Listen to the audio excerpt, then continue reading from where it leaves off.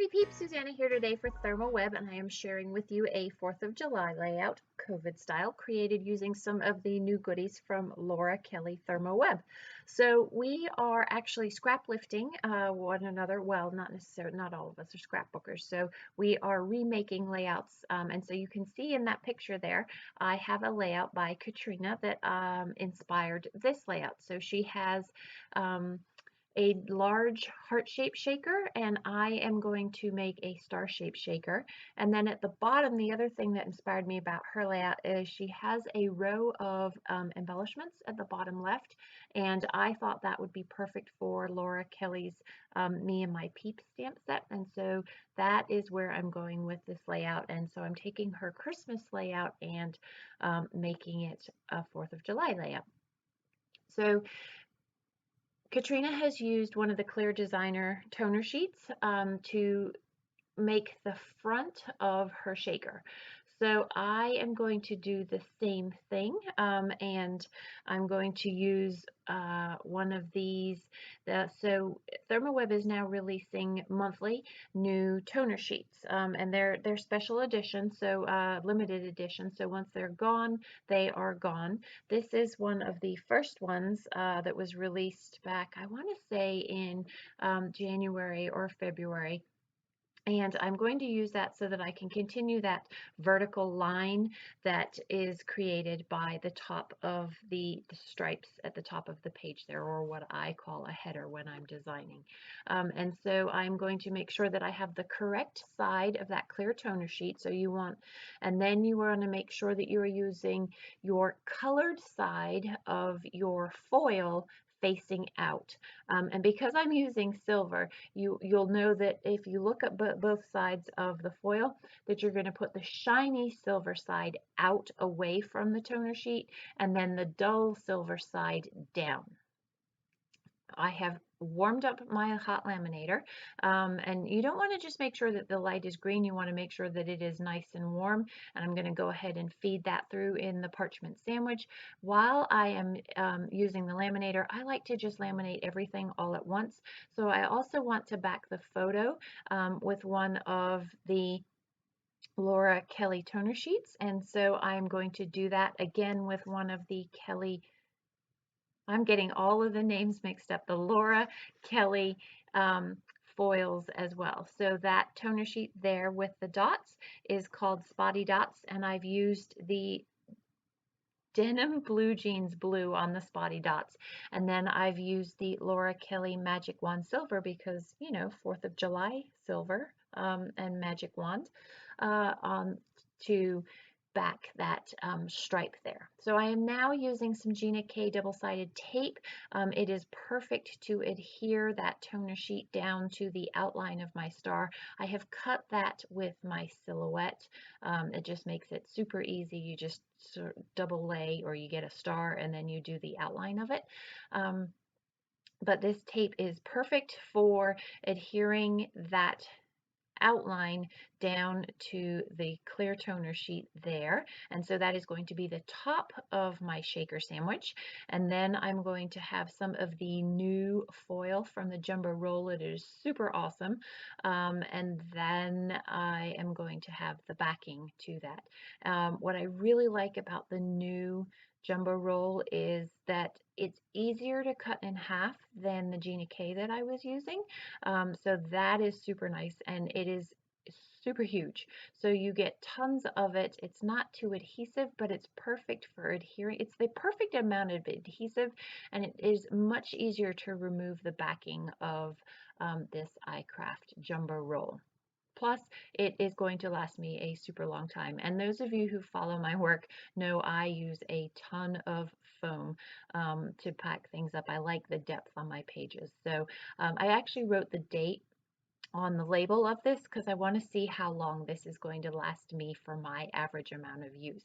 And I'm not there yet. I've only just begun, so stay tuned and you can find out.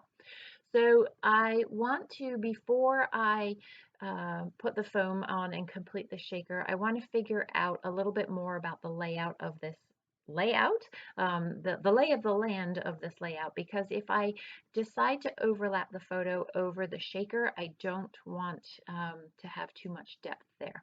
So I will spare you the search for the perfect sequence because it takes quite some time, but there I have chosen the ones that I'm going to use. I thought I might use a little bit of that gold in there, but because I have the silver backing, I opt not to use the gold. So this is where I'm going to split the foam in half. It is super easy to do.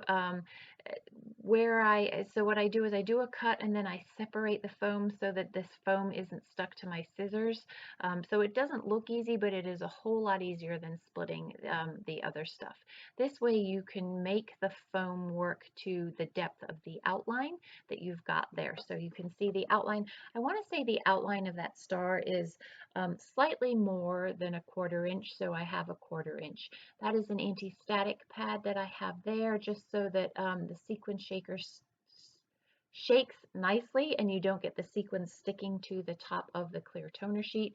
I will spare you the agony of watching this because it's a long drawn out process, but basically you lay a strip along the edge and then I cut it. And you want to make sure that your seams are nice and tight between each piece of foam that you are using. And because I have the angulation of the stars, I am cutting each foam piece on the angle there. And again, to just make sure that I get these tight seams. Now, it's just sequins and it's probably not going to seep through like if I had a fine glitter, but I'm anal that way and I like to have my seams tight. I just figure if you're going to do the job, you want to do it right? And you want to have the right product to do it. So that is going to be the place where the sequins are. See how easy that stuff is to remove? Sorry, I cut myself off. That is where the sequence is going to go. So I'm now going to use, I have some red sequins of various different sizes, as well as I believe 3 hues of blue. There's a lot of red down that broad side, that panel on the right hand side, and so I wanted to put a little bit more blue than red in there. It's also easier to see the different hues of the blues because I have a greater variety of color panel available to me in the blues than I have in the red there. So I'm just going to lay those in there, and I'm trying to turn some of the cups so that I like cup side up on my sequence, but I'm not going to spend the time to make them all perfectly that way. Plus it's hard to see through the stripes, those silver stripes, and then I'm just going to plonk that on top, and there is that giant sequins shaker. So a very fun interactive element to add to your page. So the other star that I just pulled out there is actually the inside that cut out of the outline of the star. And I wasn't, Katrina does not have that on her layout, but I wanted it because I felt like I had created 2 diagonals on my page, that I have the diagonal of the star down to the photo, but where you put the people, I felt like it broke that diagonal, and so I needed something bolder at the top right there. And so you can see I pulled out a bunch of different elements that I decided I wasn't going to use, and I was going to use that star instead. Katrina, on her layout, she has something that says magic. I think it says magic. And so that was your bold sort of uniting element. I'm just going to use that star instead.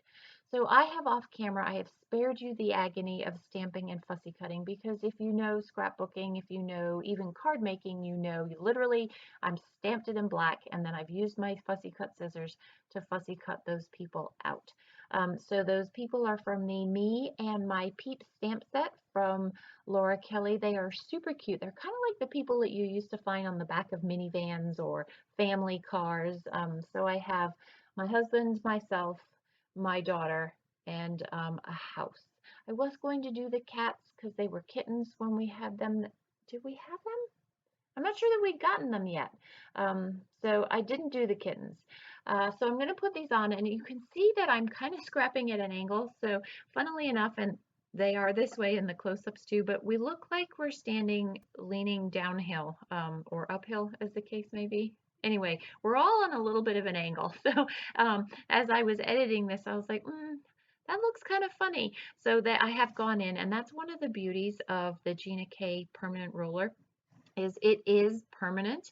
However, you can pull it up without pulling your paper up with it, especially if you get it before it has been adhered to permanently for too long.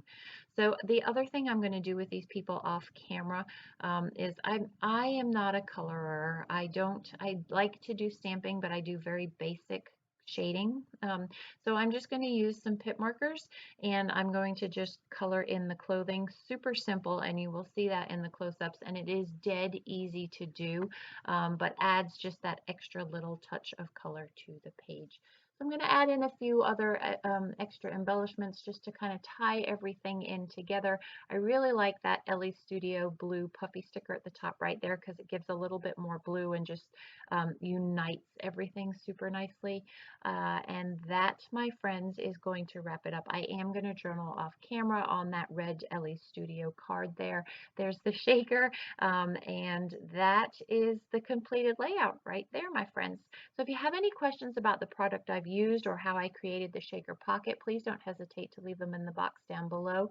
If you have any questions, also leave those in the box down below, and I will get back to you as soon as I can. Thanks for stopping in today. I hope you are doing well. Come back again soon. Take care.